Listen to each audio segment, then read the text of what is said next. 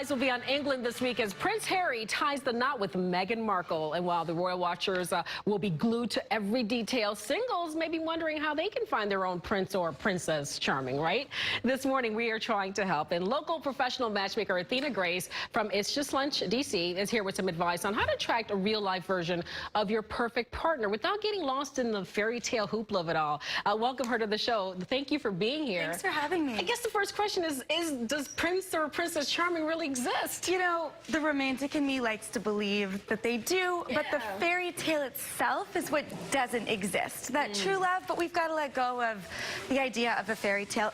And in order, if we do meet our Prince or Princess Charming, we've all kissed our fair share of frogs in the process to get there. But what's wrong with believing in a fairy tale that it can't happen? I mean, if you put that good vibe out there, might it not be returned? Well, you know, it would probably be awkward if someone showed up on a white horse and rode up to the front of your house and said, hey, and you know, it's about compatibility instead of perfection. So it's about real people and real life scenarios where relationships take work. And you know, true love, I think, is a real thing, but just the idea of it being, I meet you and it's perfect, everything's perfect, and it stays perfect, and so that's the fairy tale. How can people looking for love create these realistic expectations? Because I think, you know, we all have our list of what you want, or maybe it may be not a physical list, but in your mind, you're like, I want this, I want that.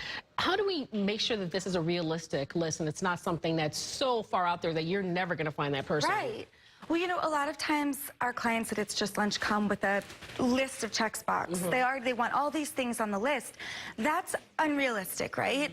You want to keep your mind open to the things that are most important to you instead of it being everything that you want. So I'm hearing like compromise, but what are some of the things that you should compromise on? And, you know, because I think some people might say, I just cannot live with X, Y, or Z. Right. You know, when you really fall in love with someone, a lot of those X, Y, and Z's stop mattering. So when you realize that you care about each other, you meet in the middle, I mean, you can compromise on where you live, how close and out of the city you are, but maybe you can't compromise on a religion or you know, I want kids and you don't. That's sort of a deal breaker. Yeah, that's a big deal breaker. Okay, so if I'm looking for love, you know, I'm trying to be realistic. What's the real next step to take here? I mean, do I get on a dating site?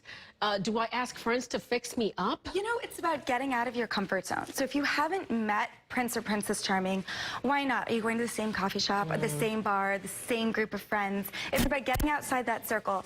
You know, Meghan and Prince Harry met through a friend. So they sort of had their own little matchmaker. It was actually a blind date.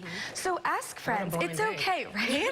It's okay to admit we need some help finding love, but if you get out there and expand your network, that network can introduce you to someone new, or you could meet someone new. So it's about switching things up. I love that you also say be your own hero.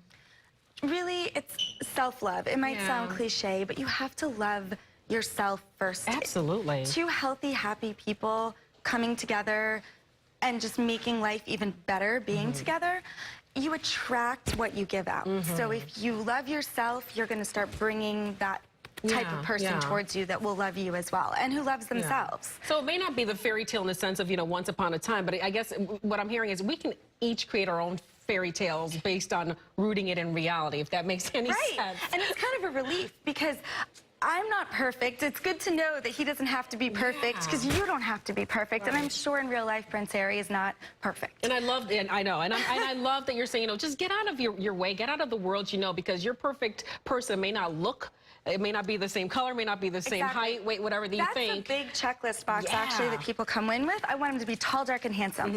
I want her to be slim, curvy. I mean, those are the things that when you fall in love with the real person, that's an easy fall by the wayside type of, that one doesn't matter as much anymore. Love is out there. You just got to open your horizons, and Athena is here to help you. This is information for getting in touch with her if you want to get, It's Just Lunch in Washington, D.C. This is the information. Athena's going to help you find that perfect person for you. They're out there. She promises. I promise. We all have love out there waiting for us. She's a professional. Athena, thank you so much. Thank you for having me. All right. Back after this. More good day on the other side of the break.